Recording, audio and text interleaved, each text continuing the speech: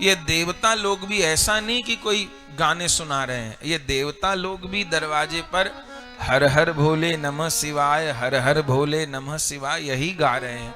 कोई ऐसा नहीं कि कुछ और गा रहे हैं, पूरा लिखा है, स्तुति की है। लेकिन इन देवताओं का जो कीर्तन है, इन देवताओं का जो पुकारना है, वो केवल स्वार्थ से भरा हुआ है। इनको गौरी शंकर से कुछ लेना देना नहीं। इनको बस इनका काम हो जाए, फिर कौन गौरी कौन शंकर, सब अपनी जगह राम राम। तो ऐसे भगत भी दुनिया में होते हैं। रोना गाना बहुत करेंगे भगवान के आगे, भोले बाबा के आगे, ठाकुर जी के आगे, वृंदावन में, अयोध्या में, चित्रकूट में, कहां कहां रोना गाना अपना खूब करेंगे। लगेगा इनसे बड़ा तो भगत कोई नहीं, पर उनका रोना गाना केवल अपने किसी स्वार्थ के लिए होता है। उनको न भगवान से मतलब, न लीला से मतलब, न धाम से मतलब, न किसी सुख से। उनको केवल उनकी जरूरत की पूर्ति होए, और भगवान उनकी जरूरत की पूर्ति के साधन हैं। माने भगवान को इष्ट मनाना चाहिए कि गौरी शंकर इष्ट हैं, सीताराम इष्ट हैं, श्यामा श्याम इष्ट हैं। तो ऐसे लोगों का इष्ट तो उनका स्वार्थ होता है, चूंकि उनको भगवान की प्राप्ति नहीं चाहिए, उनको भगवान से केवल अपने स्वार्थ की पूर्ति चाहिए।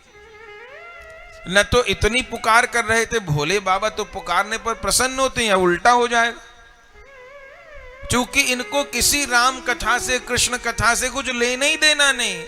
कथा तो इनके लिए साधन है अपनी स्वार्थ पूर्ति का। तो यदि ऐसी स्थिति होगी तो कथा जो वस्तु प्रदान कर सकती है वो करेंगी नहीं।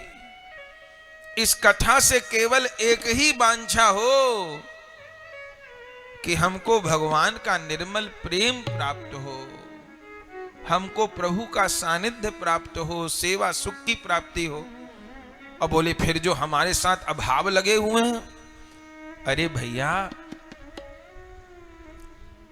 वो अभाव तो बिना कहे पूरे हो जाएंगे।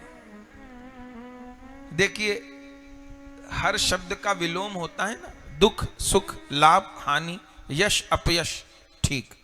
तो अभाव का विलोम क्या है? अभाव का विलोम पूर्ति है क्या? ना। अभाव का विलोम क्या है? अ तो निषेध में लगता है, यह समय असमय, ठीक। ऐसे ही भाव अभाव, भाव का विलोम है अभाव, अभाव का विलोम है भाव। तो समझना क्या है?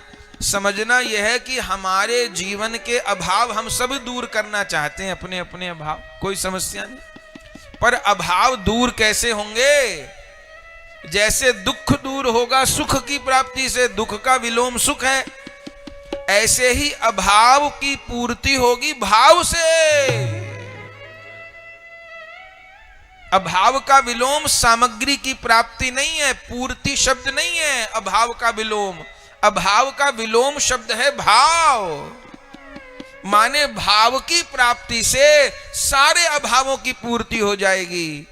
और भाव का तिरस्कार करके, भाव से परहेज करके जीवन में सब कुछ है पर भाव नहीं है, एकदम पत्थर जैसा कलेजा है, कोई फर्क नहीं पड़ता, चिकने गड़े हो गए। तो इस से कभी अभाव दूर नहीं होगा। अभाव जब दूर होगा भाव से ही होगा। पर देवताओं में भाव तो है नहीं। और रोना गाना तो बढ़िया कर रहे हैं, बढ़िया श्लोकों में स्तुति कर रहे हैं, पर उनको गौरी शंकर राम कथा कहे, कृष्ण कथा कहे, जो कहे, उनको कोई लेना देना नहीं। लेकिन पुकारे त्राहि माम, हे भोलानाथ तुम ही हमारे हो, रक्षा करो, ये करो वो करो, पुकार बढ़िया रहे हैं। लेकिन ये गोपीनाथ, रघुनाथ, भोलानाथ ये भीतर की वृत्ति को देखते हैं, भीतर क्या स्थिति है। और जैसे जोर जोर से इन्होंने शोर मचाना शुरू किया, बस भोले बाबा के आनंद में खलल पड़ गई और वह शिव असमय में बाहर आ गए। और जैसे बाहर आए हैं, 1000 बरस बीत गए थे देवताओं के। और उसी समय देवताओं से कहा क्या हुआ? देवताओं ने कहा भोलानाथ वो तारकासुर हमको सता रहा है और ऐसा हो रहा है, आप कुछ करिए, आपके यहां संतान का जन्म हो, हमारा दुख दूर हो। भोले बाबा ने कहा तुम ये अपना दुख कह चुके हो, वो तारकासुर को जितनी आयु मिली है उतने दिन वो जिएगा, तुम पुकार कर चुके हो। देखिए कथा सारे जगत का मंगल करने वाली है, हरिनाम सारे जगत का मंगल करने वाला है, पर अपने को भरोसा नहीं होता। यदि आज 100 करोड़ हिंदू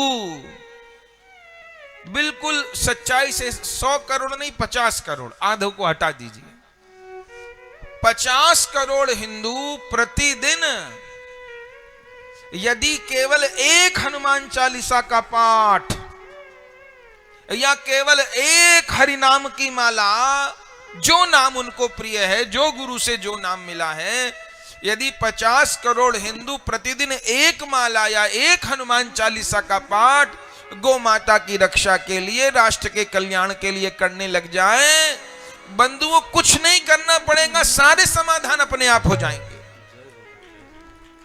लेकिन हम लोग इतने निकम्मे हो गए, इतने स्वार्थी हो गए हम लोग कि बस जितना स्वार्थ हिंदू में आया है उतना तो कहीं नहीं।